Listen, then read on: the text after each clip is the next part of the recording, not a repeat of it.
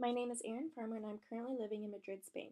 I researched the Garden of Earthly Delights by Bosch, which is located at the Prado Museum in Madrid. Little is known about the life and the man that was Hieronymus Bosch. He left behind no journals or letters, and what is known comes from sparse records.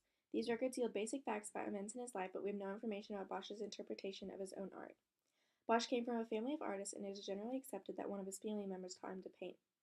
He came to be respected as an artist during his lifetime and is now regarded as one of the greatest Dutch painters to ever have lived. Bosch's painting The Garden of Earthly Delights is his most well-known work out of a small 25 that are attributed to him. Because Bosch left behind so little, several theories have surfaced regarding Bosch's works and their interpretations. Some see this work as fantastical or meant to be amusing. Others see it as less fantastical and actually consistent with the religious beliefs of the late 1400s. Whatever the interpretation, it is agreed that the underlying meaning is to portray truths of the human condition. In The Garden of Earthly Delights, Bosch uses a combination of organic and geometric shapes. Many of the forms are created with curved lines and aren't symmetric, particularly those of the bodies of the people. However, there are also many geometric forms. Circles and spheres are in frequent use in all three of the triptychs. Bosch attempts to create the illusion of depth, particularly in the first two triptychs. One can clearly see three distinct scenes, one behind the other. Further, there is little to no empty space. This artwork is also very balanced, not only as a whole, but also within each panel. The forms on the left and right are balanced, and the forms from top to bottom are balanced. This artwork may also be analyzed for content using iconography.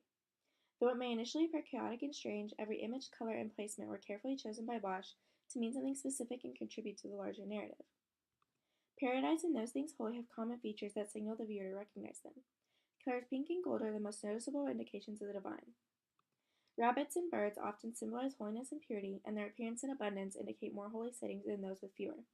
Owls, a common motif not just in religious settings, represent wisdom. The fountain on the left panel is a chakra image representing the flow from the Holy Spirit into the living world. This idea is furthered by the pond below the image. We see white birds to the left, then slowly going to the right we see ducks, and finally end with black distorted images climbing into the mind of a man, representing the corruption that pervades humanity. Then below the pond are depictions of God, Adam, and Eve, below whom we see more disturbing images of animals, some of which were once holy but have now been turned evil.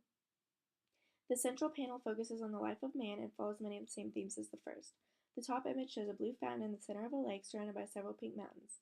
The blue represents humans and other things earthly. This image therefore represents the divine influences on the life of man. Below this is a circle of beings, clearly in continuous counterclockwise movement, depicting the circle of life. Further below this, we simply see Earth. This image, though a representation of Earth, does not include any man-made objects. Here, Bosch wants us to focus on shortcomings of man and the continuous struggle between the divine and temptation. The final panel shows man's descent into hell. It is much darker in color scheme, showing the darkness of human mind and the consequences of leaving the divine. Further, in comparison with the first panel, is far more chaotic, furthering the idea of what happens when man abandons God. In this panel also, we finally see man-made objects. This is truly the Garden of Earthly Delights, and Bosch's story of the corruption of the divine is hence complete. This artwork can be said to be a product of humanism from the Northern Renaissance. This was a rebirth of classical artwork from Greece and Rome, and was driven by the ideas of humanism. Further, much as the Renaissance in the North manifested differently than it did in Italy, so too did humanism in the North. Northern humanism is often referred to as a Christian humanism. The movement sought to combine ancient Greece and Rome with Christianity. People became a major focus in artwork, particularly the nature of humanity in conjunction with Christian ideas. This is slightly different from the Italian Renaissance humanism, which focused on the individual and her ability to determine their own destiny. There are also clear signs that Bosch belongs to the Northern Renaissance. His large-scale paintings, done with incredible detail in oil paint, are distinctive features of Northern painting. These can all clearly be observed in the Garden of Earthly Delights. It is not definitive who influenced Bosch. In fact, many argue the opposite, that the essence of Bosch is that he went against all the artists before him. However, although the figures and fantasies cannot be seen in any before him, Bosch was influenced by painting styles and grand ideas. Jan van Eyck did a lot for Northern Renaissance paintings, perfecting and winding the use of oil paint. This was picked up by Bosch, who came shortly after him. Furthermore, Jan van Eyck and Albrecht Dürer were instrumental in bringing the Renaissance to Northern Europe, and in that way affected Bosch in his paintings. I chose to research this piece for two main reasons. The first is because it is so different from any other painting I have seen. The second is because I did not really understand it. I was able to find the heaven to hell narrative, but the images within the panel seemed ridiculous and random.